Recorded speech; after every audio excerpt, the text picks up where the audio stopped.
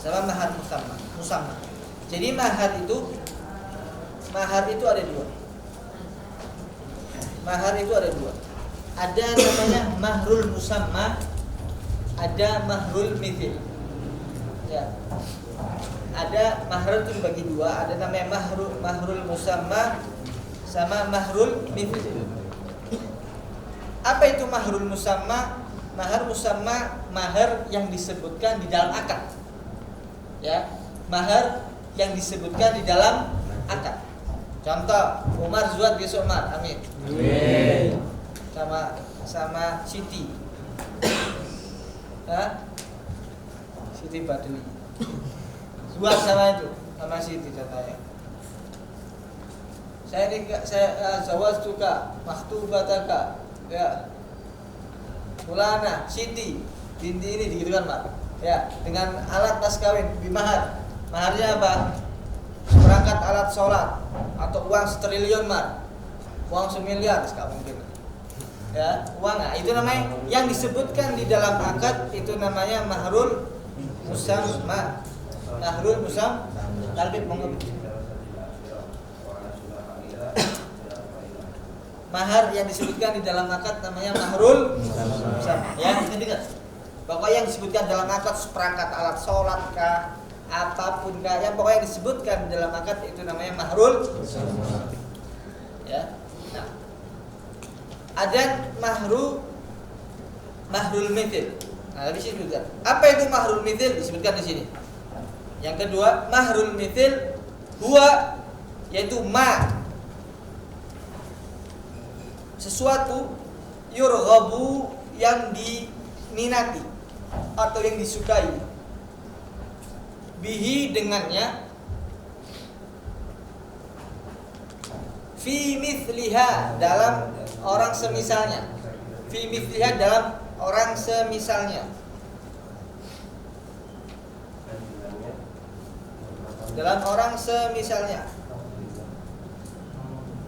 jadi dilihat ya sesuatu yang dilihat, yang disukai atau yang diminati dalam semisalnya. Contoh, kadang dalam suatu keluarga ya itu ya maharnya itu biasanya orang ini maharnya segini. Contoh kalau ini orang terima, biasanya itu maharnya itu mungkin orang-orang terima kalau melihat dari orangnya ini itu mungkin maharnya cuma 1 juta ya atau 1.500.000 biasanya melihat dari orang semisalnya yang diminati itu segitu, yang dilihat dari mereka itu segitu gitu, paham? Jadi biasanya orang daerah situ itu maharnya ya 1 juta, itu namanya mahrul apa? Mahrul mithil. Dilihat dari semisalnya, orang semisalnya, lihat dari saudaranya, lihat dari bibinya. Nah, semisalnya mereka orang itu maharnya berapa? Itu namanya mahrul mithil. Kan biasanya ada kan situ kan? Biasanya orang kalau dari keluarga ini orangnya kayak gini, yang biasa maharnya segini. Tapi kalau orang yang agak ada nasabnya mungkin agak mahal, ya. Nah, itu dilihat dari segi apanya? Ya, dilihat lagi hasaban. Dilihat dari hasab. Apa hasab itu? Hah? Kedudukan ya. Dilihat dari kedudukan. Hasab. Kedudukannya. Yang terhormat apa enggak kan beda. Oh, hatta orang terima tapi anak Pak Kades beda mbek anak biasa kan? Beda kan? Beda. Oh, ini anak orang terima contohnya, tapi ini Pak Camat. Ada Pak Camat aja Pak ya? Enggak ada ya? Pak Kades. Ya Pak Kades ya. Beda sama orang yang biasa, ya enggak? Dilihat dari semisalnya situ. Dari segi hasabnya. Apa tadi hasab? Kedudukannya. Nasab, dilihat dari nasabnya. Oh ya beda kalau seumpamanya keturunan Nabi, orang terima sama yang biasa kan beda. Ya. Terus oh ini keturunan kiai, yang satu bukan keturunan kiai, kan beda kan? Ya, keturunan kiai atau larang gitu. Ini keturunan ini Gus. Ya, punya pondok di Batu Muhyiddin contohnya. Ini turunin Gus lagi. Mahal, agak mahal dikit. Ya, kan beda. Sama yang nggak punya pondok, beda nggak? Beda. Wabakaratan dan dilihat dari bakaro dari bakaro, perawannya. Oh kalau perawan sama yang janda beda. Perawan mungkin agak mahal, janda mungkin lebih murah. Ya. Wathuyubatan dan lihat dari kalau thuyubah. Kalau sudah apa? Kalau nggak perawan, apa kalau istilahnya? Kalau nggak perawan tuh janda. Selain ya pokoknya nggak perawan ya. Thuyubah itu yang nggak perawan. Melihat dari itunya kan beda-beda. Setiap daerah kan beda-beda. Diterima yang sering kalian dengar berapa nak? Di Jatisari berapa ini? Biasanya orang perempuan tuh anunya berapa? Maharnya berapa kira-kira? Diterima berapa? Di keluarga ente berapa biasa? Ini kan habis jual kan kemarin. Ya. Saudara berapa? Tidak tahu. Hah? Tidak tahu. Siapa yang tahu? Hah? Mun berapa kemarin? Daerah ente kira-kira? Pada umumnya itu berapa? Lihat dari misalnya saudaranya, ibu-ibunya itu biasanya berapa segitu? Kira-kira kan nih? Tahu berapa kan? Coba. Orang bisa rata-rata 500.000 ya, mahar ya. Segitu. Oh 500 misalnya segitu. Ya kan? Ya. Itu namanya apa? Mahrul. Contoh kalau punya saudara kandung, biasanya berapa ini? Anak dia punya saudara, contoh ada saudaranya 3 perempuan semua, yang pertama sudah zuat, yang kedua sudah zuat, biasanya berapa? Oh sama 1 jutaan. Begitu mahar misalnya 1 juta. Ya. Ini contohnya kalau yang kiai, kalau yang biasa, oh mungkin cuma 500.000. Itu namanya mahrul mithil. Lihat dari apa? Mithruha, semisalnya saudaranya, ya, dilihat dari bisa dari ponakannya yang perempuan, bisa dari bibinya dan seterusnya. Nah, itu namanya mahrul mithil. Wa amnal musamma, dan adapun mahrul musamma. Nah, ini yang saya sebutkan tadi itu. Mahrul musamma. Yang sering terjadi itu mahrul musamma. Yang disebutkan di dalam akad. Lah, untuk apa adanya mahrul mithil itu apa kan gitu kan? Untuk apa? Kalau seumpamanya ada orang, dengarkan, kalau seumpamanya ada orang ketika menikahkan maharnya tidak sesuai dengan syarat-syaratnya mahar, ya, maka nanti kembalinya kepada mahar mithil. Contoh begini. Ya. Kemarin sudah kita tahu kan, syarat-syaratnya mahar itu apa? Yaitu yang bisa dijadikan apa? Nabi, atau yang bisa diperjualbelikan. Syarat-syaratnya sama. Tahirin, muntafa'in, bi'mudir, taslimuhu milkin lidir, bi'nudir, katanya saya bersubat. Contoh kalau ada orang saya nikahkan ya saudaraku dengan kamu dengan mahal serondol kambing. Dengan mahal serondol kambing, kan serondol kambing. Mobile.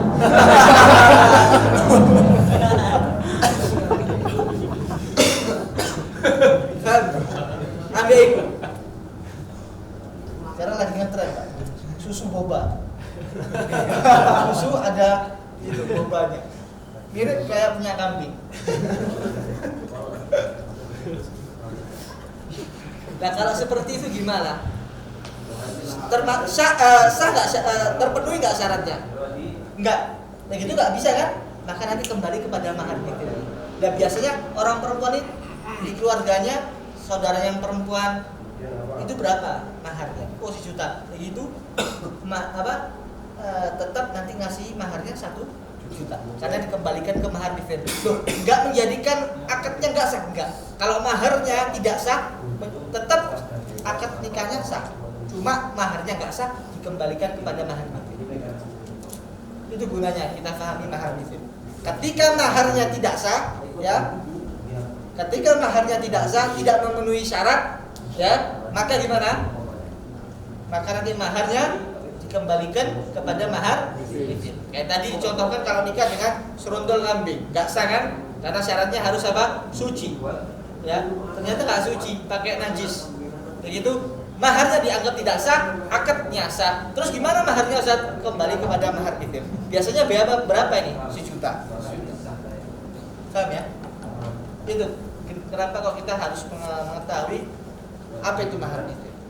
Memang yang sering terjadi yang disebutkan dalam akad itu, ya, itu namanya mahrul apa? Musamma. Apa itu mahrul musamma ini? Wa amal musamma, dan adapun mahrul musamma. Mahrul musamma fahuwa yaitu adalah mahrul musamma ma yudhkaru, sesuatu yudhkaru yang disebutkan fi aqdin nikah. Ya.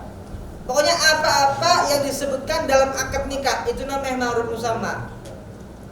Nah, seperti yang terjadi, saya nikahkan kamu pada anakku dengan mahar seperangkat alat sholat contohnya, dengan emas sekian gram, itu yang disebutkan dalam akad itu namanya mahrul musamma.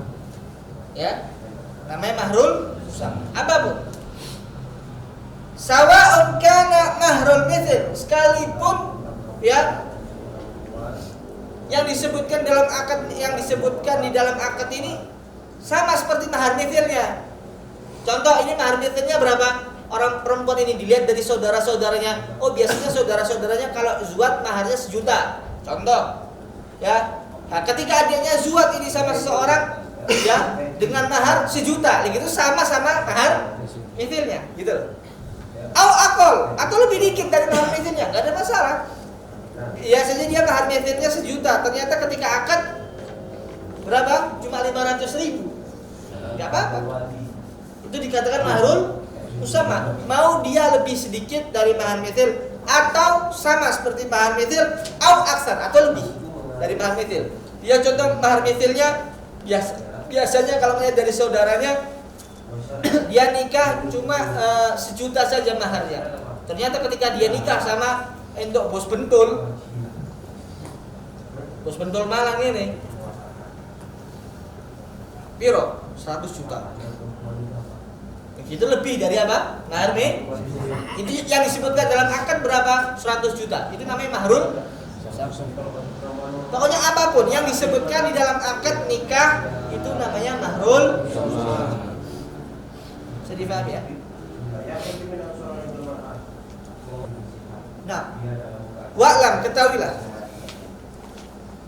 anna tasmiyatal mahri, bahwasanya menyebutkan, tasmiyah itu menyebutkan, ya, menyebutkan mahar fil aqd, di dalam akad, mustahabbah, itu hukumnya sunnah. Ya. Jadi orang menyebutkan di dalam apa? Menyebutkan mahar di dalam akad itu nggak wajib.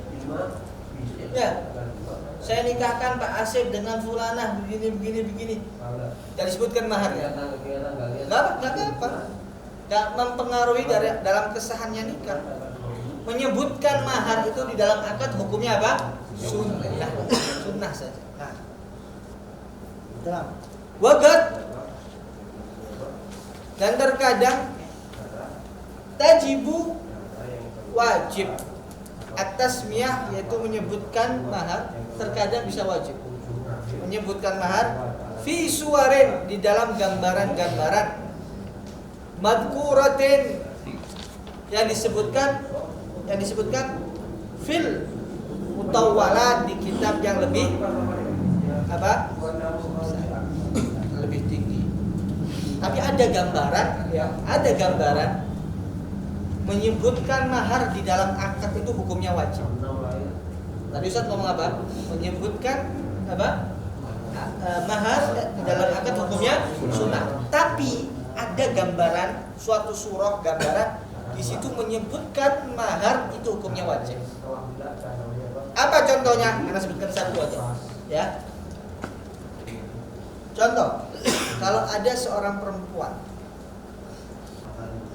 atau begini, contohnya begini, kalau seumpamanya ada seorang suami, ada seorang calon laki-laki, dia ghairu jaizit tasarruf, dan termasuk dari orang yang mahjur alaih, yang tidak boleh untuk mentasarrufkan hartanya. Saya pernah ceritakan apa itu orang yang mahjur alaih, yang dihajar oleh hakim, yang dilarang oleh hakim untuk mentasarrufkan hartanya, karena sebab dia tidak bisa mentasarrufkan hartanya, membuang uang, tidak bisa membuang mentasarrufkan hartanya pada tempatnya. Ya, sampai ketahuan hakim kemudian dilarang. Ini ada orang ghairu jaizit tasarruf. Dia tidak boleh bertasarruf. Ya. Kemudian mau nikah dia ini. Contoh ada Budi ini tidak boleh tasarruf sama hakim. Tapi dia mau zuat. Budi sama seorang perempuan.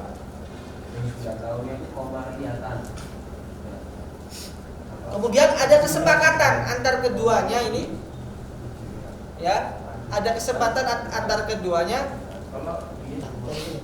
Di sini disebutkan di Bejuri waqad tajibu tasmiyah fi suwarin. Ada 3 gambaran sih. Al-awwal surah yang pertama yang disebutkan, Ustaz akan sebutkan satu aja. Idza kanati zaujatu ghairu jaizit tasarruf. Kalau seumpamanya istrinya ini, calon mempelai perempuannya ini, dia tidak boleh mentasarrufkan hartanya. Termasuk orang yang tidak boleh mentasarrufkan hartanya. Kenapa? Mungkin karena sighar, anak kecil masih. Ya, ada anak kecil.